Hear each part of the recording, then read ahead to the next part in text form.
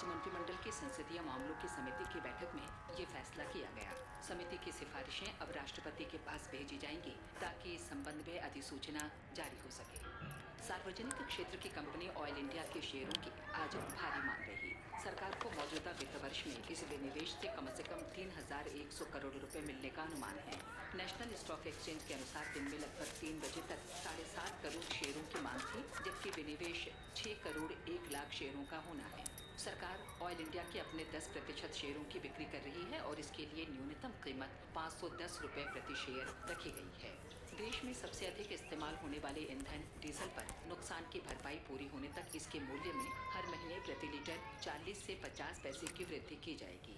विमान ईंधन की कीमतों में आज 2% की वृद्धि हुई। दिल्ली के T3 टर्मिनल में विमान ईंधन का मूल्य 1,324 रुपए 84 पैसे प्रति किलोलीटर बढ़कर 67,551 रुपए 4 पैसे प्रति किलोलीटर हो गया। विभिन्न हवाई अड्डों पर स्थानीय बिक्री कर या वैट की दरों में भिन्नता होने के चलो मैं आता हूँ। पिताजी सूचकांक आज 114 रुकिए। 19,721 पर बंद हुआ। नेशनल स्टॉक एक्सचेंज का निफ्टी भी 36 अंक की गिरावट के साथ 5,999 पर जा पहुंचा, लेकिन जापान, चीन, हांगकांग, दक्षिण कोरिया और सिंगापुर में शेयर बाजार की स्थिति बेहतर रही। भारत और मॉरिशस ने व्यापार क्षेत्र में सहयोग मजबूत करने के लिए अनेक समझौतों और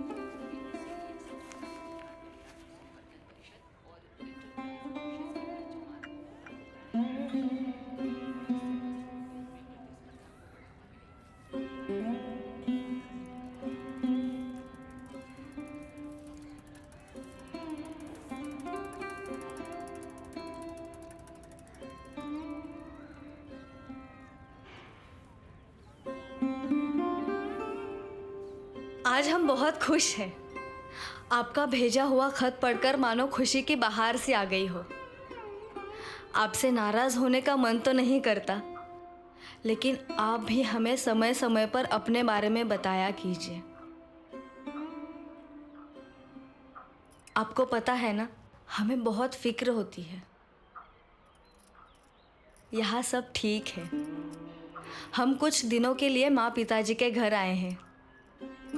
हाँ, अब आप तो समझ ही गए होंगे यहाँ आने की एक वजह, कि मैं आपको ढेर सारे खत लिख सकूं और पिताजी के हाथों से भेज सकूं। कल जब आपकी वो पसंदीदा गज़ल रेडियो पे लगी थी,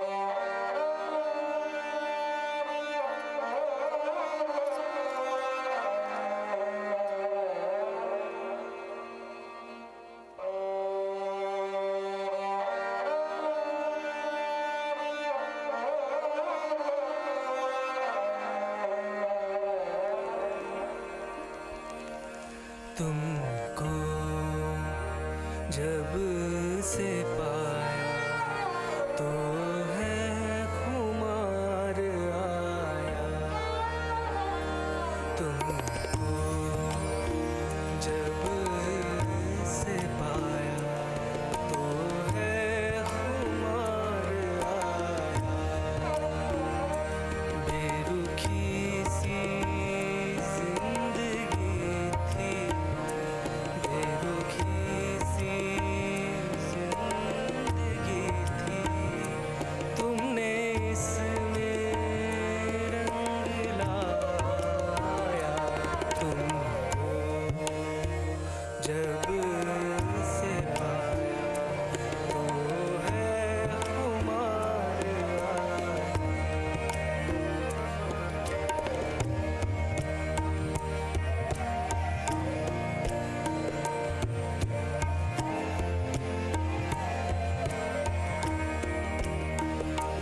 आपके चेहरे ने कुछ जा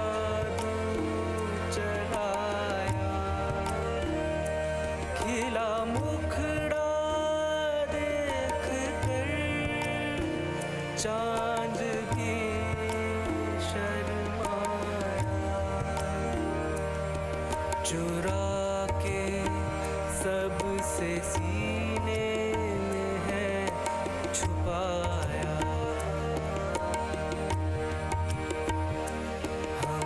हम ना रहे, तुम ही हो साया। तुमको जब से पाया तो है खुमार आया।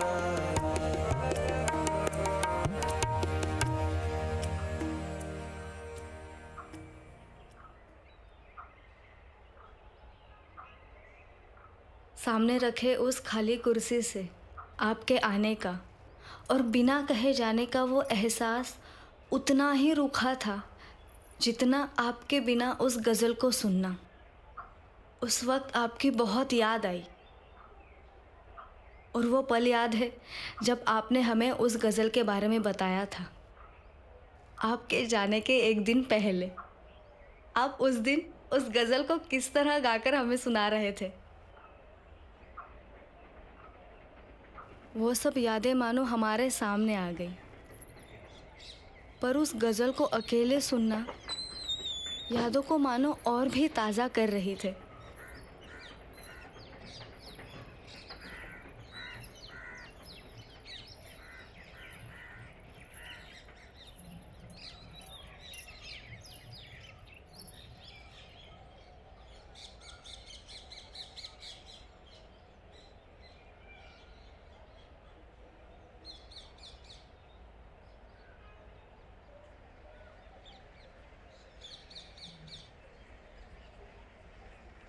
यहाँ का मौसम तो हमारे दिल जैसा हो चुका है, कब चाहे रूठ जाए और कब चाहे संवर जाए। कल यहाँ पर बड़ी ज़ोरों से बारिश हो रही थी और बिजलियाँ तो मानो काफ़ी गुस्से से दहाड़ रही थी। जैसे जैसे बिजली गरजने लगती है वैसे वैसे हमारा जी घबराने लगता है कि वहाँ का मौसम कैसा होगा, आप कैसे होंगे। एक अजीब सी घबराहट सी होने लगती है।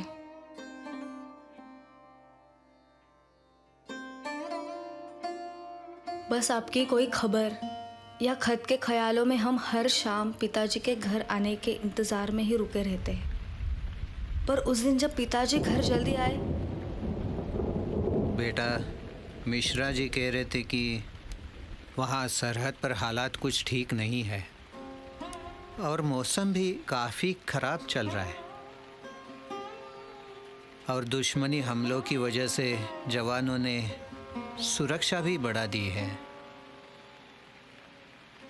और इस हालत में बेटा खत पहुंचाना और उनका जवाब आना मुश्किल है। ऐसी बातों से हमारी धड़कनें तेज सी होने लगती हैं। पता नहीं क्यों हम ये सब नहीं सुन सकते। हमारा जी घबरा जाता है इन सब बातों से।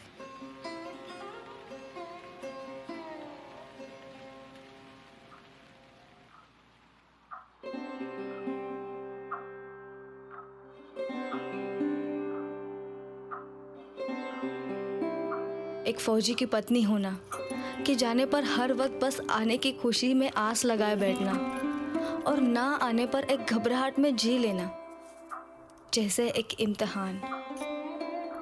पर अब तो ऐसा लगता है कि काफ़ी अरसा हुआ है आपको देखे। आपकी वो तस्वीर को देख हम अपने आप से खुश हो जाते हैं, जैसे आपको हम अपने आप के सामने ही महसूस कर रहे हो।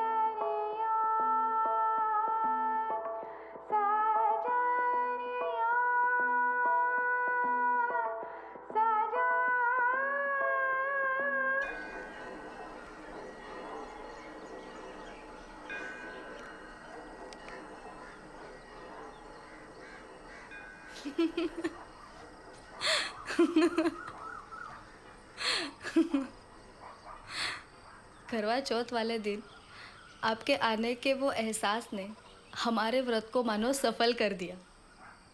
आपके जाने पर हम अकेले में ही हंस पड़े। अच्छा हुआ कि वहाँ पर कोई नहीं था, वरना हमें पागल ही कह देता। मीनाल, मीनाल, चलो बेटा, हमें मंदिर जाने में देरी हो हाँ रही माँ, है। आई।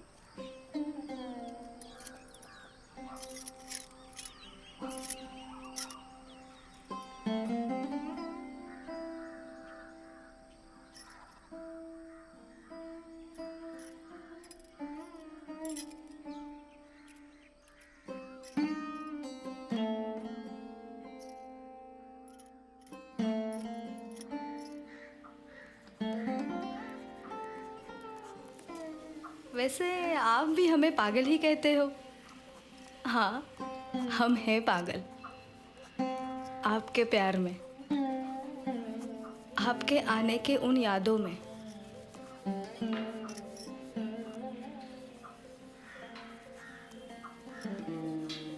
बस सुबह से शाम उन्हें गुजारने में।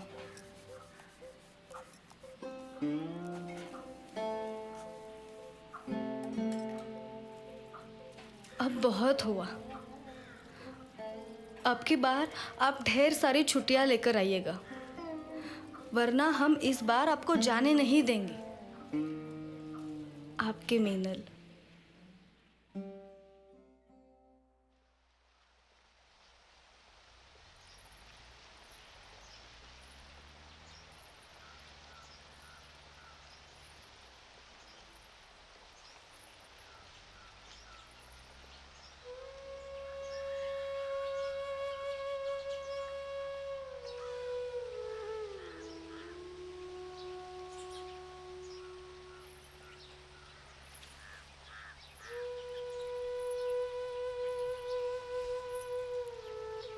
दो महीने बीत गए, अभी तक आपने हमारे खतों का जवाब नहीं दिया। आपकी तबीयत तो ठीक है ना? आप मुझसे गुस्सा तो नहीं है? आपके एक जवाब के इंतज़ार में हमारी धड़कनें मानो जैसे थम रही हो। एक अजीब सी घबराहट सी महसूस होने लगती है। बस आपका एक जवाब आ जाए। हमें अभी अकेलापन खाए जा रहा है। आपसे इतना दूर रहना और अब आपसे बात ना हो पाना, और सुबह से शाम यही उम्मीद में कि पिताजी अब आपका भेजा हुआ खत लेकर लौट ही रहे होंगे।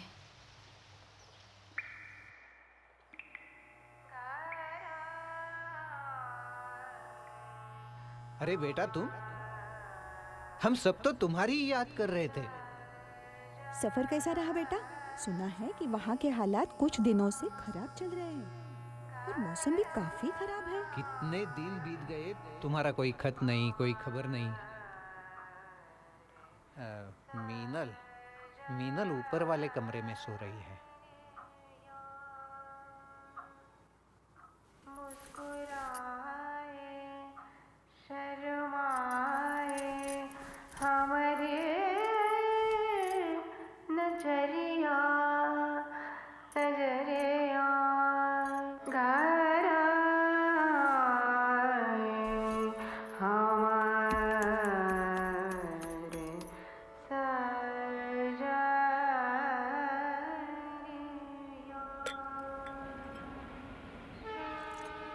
तुम्हारी बहन उठ गई।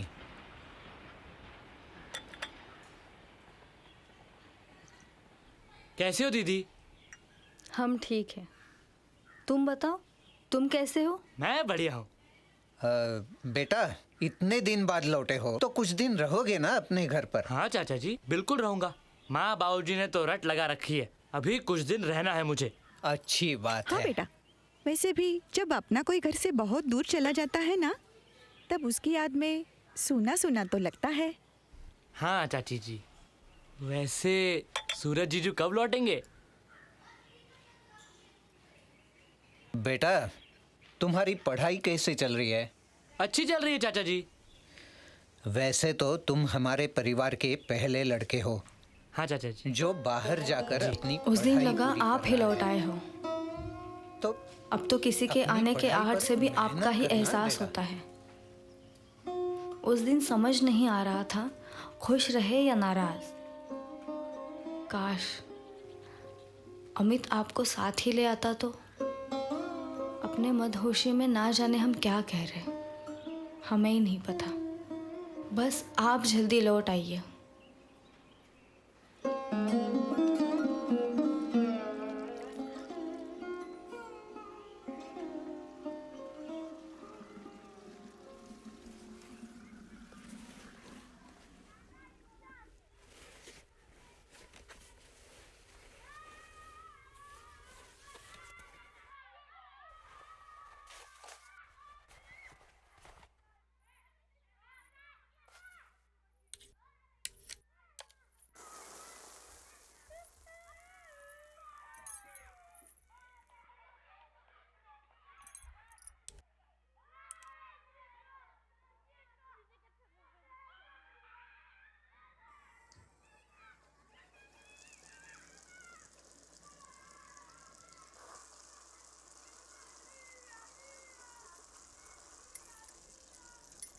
मीनल बेटा, दामाद जी की चिट्ठी आई है।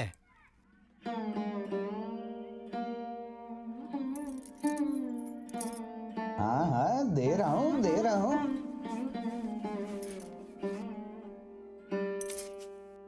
माँ, माँ, माँ देखो तो इनका खत आया है। माँ देखो। अरे हाँ हाँ हाँ, कहती रहोगी या पढ़ोगी भी?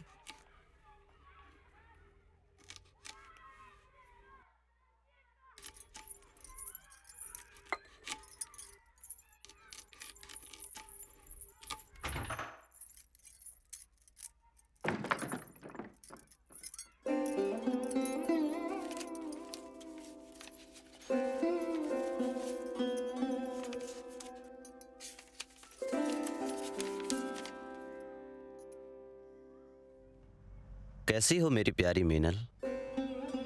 हम ठीक हैं। अपने बारे में बताइए।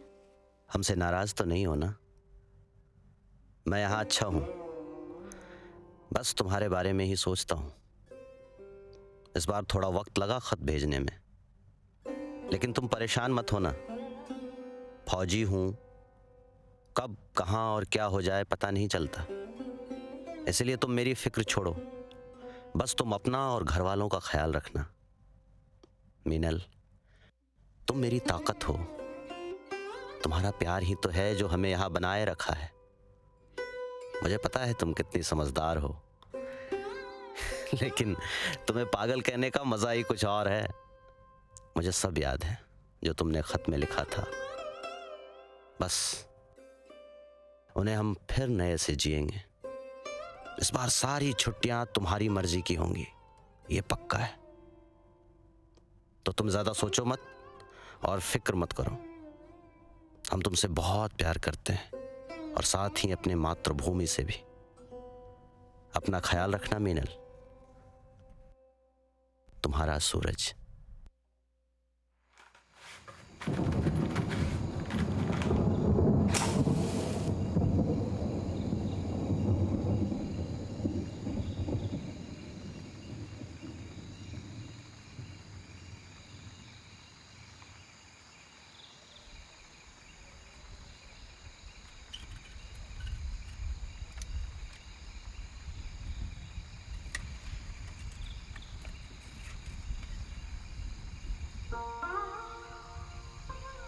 ये खत कब आपके पास पहुंचेगा और कब आप इसे पढ़ोगे? काश ये बात हम आपके यहाँ होने पर बता पाते। आपको ये खुशखबरी सुनाते हुए आपका वो मुस्कुराता हुआ चेहरा हमें देखना था। बात ये है कि हाँ, हम उम्मीद से हैं। हमें दिन जा चुके हैं और आप पिता बनने वाले हैं। ये बात हमें पिछले महीने के वक्त ही पता चली थी, पर यह खबर हम आपके आने पर आपको बताना चाहते थे। पर अब हमसे रहा नहीं गया। ये बात हमने अभी तक माँ और पिताजी को भी नहीं बताई, क्योंकि सबसे पहले हम ये बात आपको बताना चाहते थे। मीनल बेटा, मीनल। हाँ, आ रही हूँ।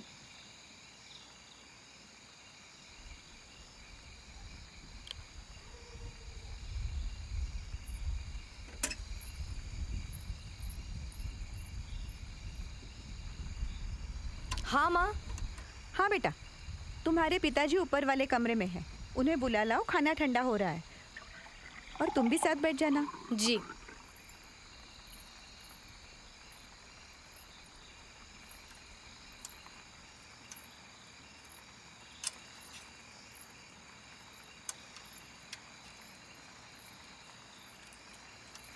पिताजी, पिताजी। हाँ, बोलो बेटा। वो माँ ने खाने पे बुलाया है। हाँ बेटा, बस तुम आगे चलो, मैं अभी आता हूँ। हाँ जी।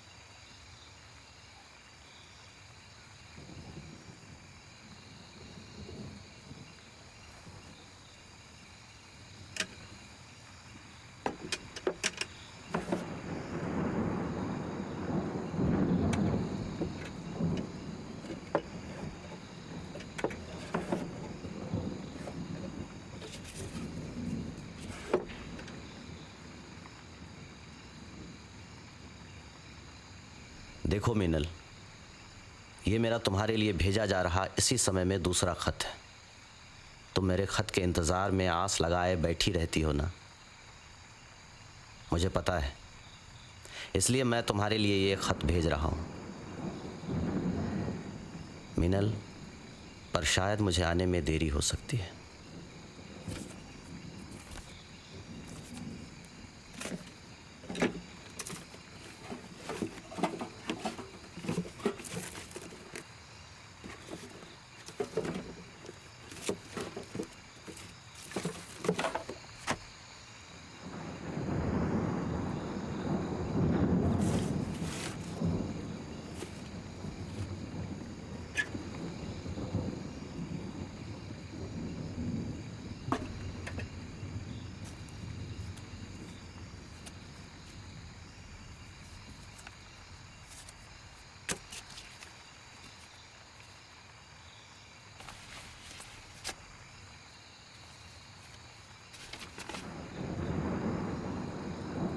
महोदय, बड़े विषाद के साथ मैं आपको सूचित करता हूँ, ये जानकर आपको अत्यंत दुख भी होगा। 81 फील्ड रेजिमेंट के जवान सूरज शर्मा अपने अन्य 4 साथियों समेत 10 जुलाई की देर रात सियाचिन में हुए हिमस्खलन में फंस गए और उसी रात से वो लापता हैं। सियाचिन में तैनात जवान उनकी खोज में लगे हुए हैं। जैसे ही कुछ खबर मिलती है हम आपको सूचित करते हैं। आपका परम सिंह चौहान, भारतीय थल सेना।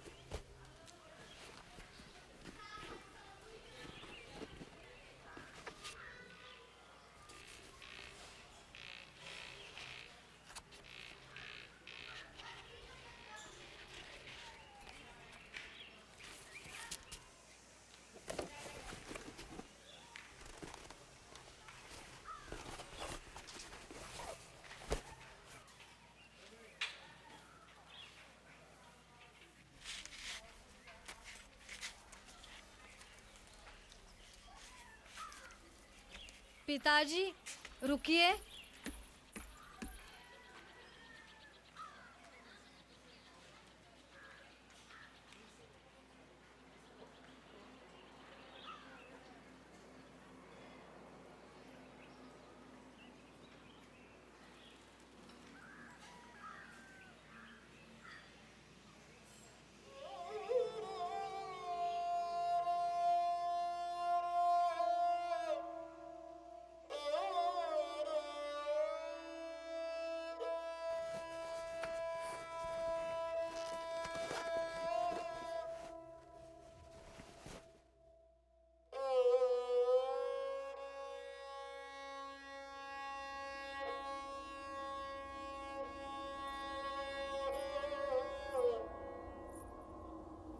तो ये कहानी थी मेरे मीनल की, और ऐसे ही उन पत्नियों की जो उतनी ही हिम्मत वाली हैं जितने कि वो पति, जो अपने घर से दूर, घर वालों से दूर, सरहद पर अपने पैर जमाए देश और मातृभूमि की सुरक्षा के लिए रात दिन जुड़े रहते हैं। हम शादी के बाद कुछ ही दिन साथ रह सके और मुझे सियाचिन बुला लिया गया।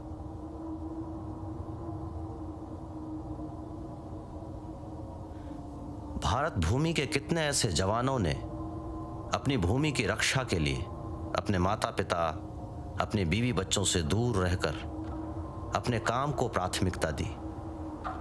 कितने जवान घर से विदा हुए और कितने अपने घर ही ना लौटे, और लौटा तो उनका बलिदान दिया हुआ शरीर। ऐसे कितने जवान जिनकी पत्नियों ने अपनी पूरी उम्र गुजार दी अपने पति के लौट आने के इंतजार में। ऐसे भूमि पुत्र को हमारी ये कहानी समर्पित है।